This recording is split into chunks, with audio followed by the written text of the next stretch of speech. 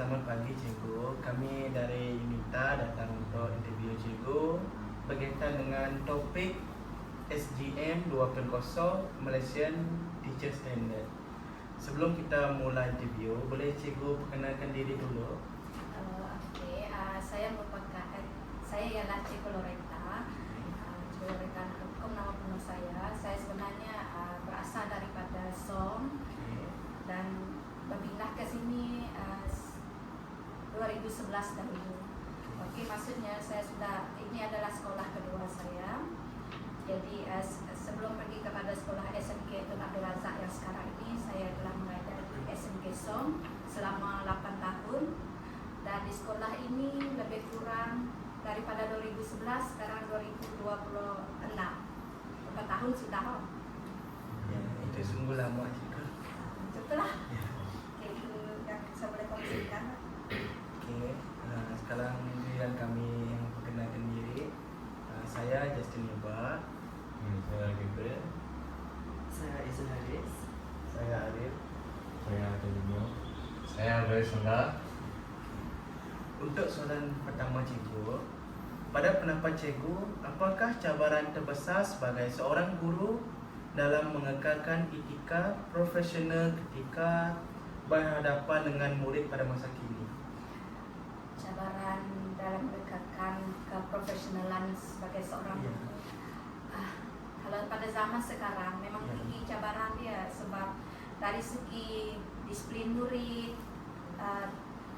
dan persekitaran murid sekarang memang sangat mencabar. Kalau dulu murid hanya berpandukan kepada guru pada satu sumber pembelajaran iaitu cikgu, tapi sekarang dia punya sumber itu sangat banyak.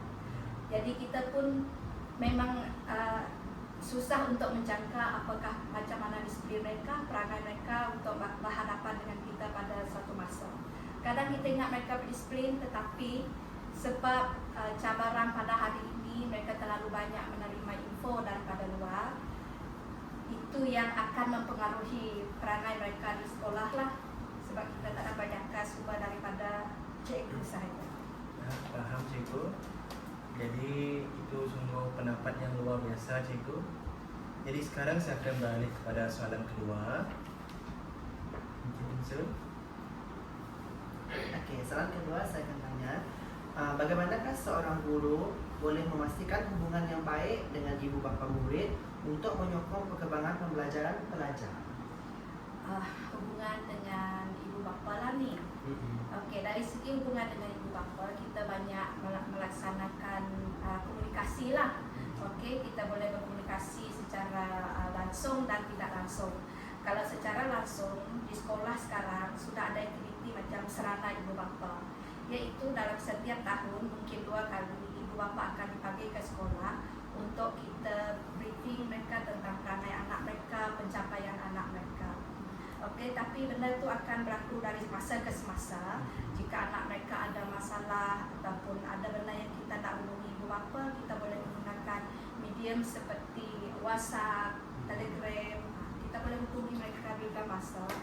Kecuali kadang-kadang benda ini ibu bapa perlu alert jugalah, sebab kadang kalau kita bagi tahu tentang perangai anak mereka macam tidak sangka perangai anak mereka macam tu. Jadi di situ kita komunikasi dia perlu low profile lah, sebab kalau kamu menyampaikan dengan cara yang macam nak kita kata nak profesional, tetapi dari segi mereka nampak benda itu sangat kasar kan, jadi mereka tak dapat terima. Jadi kita akan jelaskan kepada mereka lah dengan bahasa yang selembut mungkin. Kalau tidak, kamu macam anak kamu boleh dikenakan tindakan, anak kamu bersalah macam ni, mereka akan menyalahkan kepada kita balik. Jadi di situ komunikasi dengan ibu bapa sangat penting lah. Saya akan teruskan kepada soalan ketiga lah. Jadi soalan ketiga yang saya bertanya kepada cikgu adalah pada pandangan cikgu, bagaimana teknologi seperti komputer, internet dan atau TV interaktif di kelas telah membantu meningkatkan proses pengajaran dan pembelajaran? Teknologi pada hari ini sangat memainkan peranan untuk kita sebagai salah satu sumber pengajaran kita yang tersatu lah. Memang memainkan peranan besar dalam kita menyampaikan pengajaran dan pembelajaran terhadap kita. Sebab teknologi pada hari ini dia memberi keseronokan belajar jika kita gunakan dengan betul. Contohnya kuis, boleh kita laksana macam Quizizz, Padlet. Benda itu sangat menarik perhatian mereka untuk kita laksanakan semasa di dalam kelas. Sebab kuis dan macam Canva dia macam mempelbagaikan dan sangat seronok dilihat. Jadi mereka pun bersemangat untuk belajar. Wow, jadi saya akan beralih pada soalan yang seterusnya. Okey, terima kasih. Soalan saya, apakah langkah yang boleh diambil oleh guru untuk memastikan semua murid di dalam kelas mendapat peluang pembelajaran yang adil dan inklusif? Pada masa sekarang sebenarnya bukan hanya peringkat tinggi saja ya. Kerajaan pun sangat alert pasal benda ni. Sampai dari segi kepada KPM, mereka memang akan menekankan pembelajaran terbeza. Sebab kita tahu setiap murid dia punya kebolehan itu berbeza. Ada yang jenis kinestetik, ada yang jenis boleh duduk diam baru dia fokus, ada yang tak boleh duduk diam, dia mesti bergerak.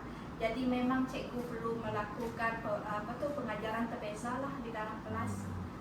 Okey, dengan bantuan teknologi dia lebih menyenangkan lah, sebab kita ada sumber rujukan, sumber cadangan untuk kita menyampaikan ilmu supaya murid yang kecerdasan dia berbeza boleh memperolehi pembelajaran yang sama untuk disampaikan. Okey, terima kasih Delino. Sekarang kita balik pada soalan yang kedua terakhir, iaitu bagaimanakah guru boleh menjadi contoh teladan kepada murid bukan saja di sekolah tapi juga dalam masyarakat? Okey, jadi seorang guru ini dia sangat dia macam kita bukan hanya di sekolah kita bersikap untuk menjadi seorang guru. Di luar pun kita dikenali sebagai guru. Sebab itu semasa di sekolah kita menjadi role model. Di luar pun kita perlu menunjukkan perangai positif juga. Sebab di mana-mana kamu di kedai sekalipun orang tahu kamu itu cikgu. Sebab memang skill kita memang diketahui. Jadi untuk kita sentiasa menjaga keprofesionalan kita, kita sebagai seorang role model kita perlu sentiasa menjaga tingkah laku lah. Okey, tidak melaksanakan perkara yang tidak baik. Sebab itu mempengaruhi kita sebagai seorang guru. Terima kasih atas perkongsian itu, Cikgu. Okey. Mungkin saya mau selamat pagi dulu, Cikgu. Jadi ini soalan terakhir daripada kami lah. Jadi soalan saya ialah pada masa depan, apakah kemahiran penting yang perlu dimiliki oleh guru untuk menghadapi perubahan sistem pendidikan di Malaysia? Itu yang sangat semua orang maklum saya rasa. Pengetahuan AI itu sangat memainkan peranan lah. Okey, penggunaan teknologi digital AI.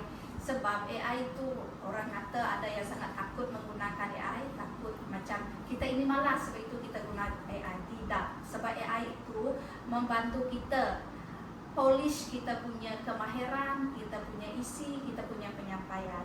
Jadi pengetahuan tentang AI itulah yang perlu dikuasai.